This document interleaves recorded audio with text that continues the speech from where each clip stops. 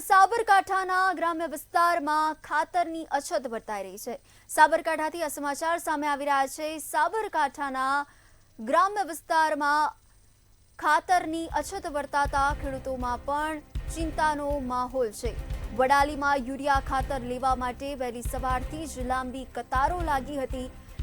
રવિ પાક માટે યુરિયા ખાતરની તાતી જરૂરિયાત છે અને હાલ યુરિયા ખાતરનો અભાવ વર્તાઈ રહ્યો છે। યુરિયા ખાતર માટે ખેડૂતોની વહેલી સવારથી જ લાંબી કતારો જોવા મળી છે। ખાતરની ઉણપને પગલે ખેડૂતોમાં ભારે અસંતોષ છે। જિલ્લામાં ખાતર માટે રેકની સુવિધા હોવા છતાં પણ ભારોભાર તંગી વર્તાઈ રહી છે। જરૂરિયાત મુજબ ખાતર ન મળતા ખેડૂતો હેરાન પરેશાન થયા છે। આજે વહેલી સવારથી જ લાંબી કતારો લાગી છે। ખેડૂતોને હાલાકી ભોગવવાનો વારો આવ્યો છે। યુરિયા ખાતરની ઉણપ વર્તાઈ રહી છે। રવિ પાકના વાવેતરની વચ્ચે યુરિયા ખાતર માટે ખેડૂતોને હાલાકી ભોગવવાનો વારો આવ્યો છે। યુરિયા ખાતર માટે વહેલી સવારથી જ ખેડૂતોની લાંબી લાઈનો લાગી હતી। જિલ્લામાં ખાતર માટે રેકની સુવિધા હોવા છતાં પણ ભારે તંગી વર્તાઈ રહી છે।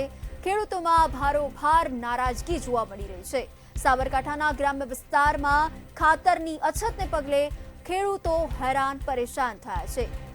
વડાલીમાં યુરિયા ખાતર લેવા માટે વહેલી સવારથી જ ખેડૂતોની લાંબી લાઈન લાગી હતી। ધરતીપુત્રોમાં પણ હાલ ભારોભાર અસંતોષ વર્તાઈ રહ્યો છે। યુરિયા ખાતરની અછતને પગલે ખેડૂતોને હાલાકી ભોગવવાનો વારો આવ્યો છે।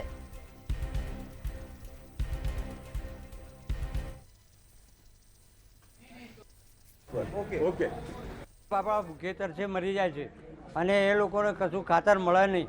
સવારે 5 ઠેલી આપે, અત્યારે 2 ઠેલીએ નથી મળતી, તો અમારે જવું ક્યાં? અને 3 દિવસથી અમે ઉભા રહીએ છીએ લાઈનોમાં, પણ અમને ખાતર મળતું નથી। માટે અમને ખાતર આપવા મહેરબાની કરો। ખાતર નથી મળતું, એના માટે અમારે શું કરવું?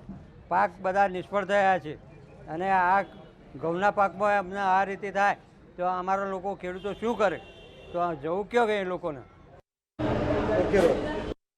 ખાતર માટેની જે લાઈન લાગી છે, ચોમાસાનો પાક નિષ્ફળ ગયો। ખેડૂતોને પાક વીમાને માટે ફોર્મ ભરવા માટે લાઈન લાગી। ફોર્મમાં પણ કોઈ અત્યારે ડાળો ના પડ્યો, ખેડૂતોનું કોઈનું પણ વળતર ના મળ્યું। અત્યારે હાલ જે રવિ પાકની સિઝન ચાલી રહી છે, અત્યારે જે ઘઉંની અંદર જે ખાતર નાખવાનું હોય યુરિયા ખાતર, તો અત્યારે યુરિયા ખાતર પણ મળતું નથી। એટલે આ જગતના તાતની એટલી બધી હાલત ખરાબ થઈ છે વડાલીની અંદર।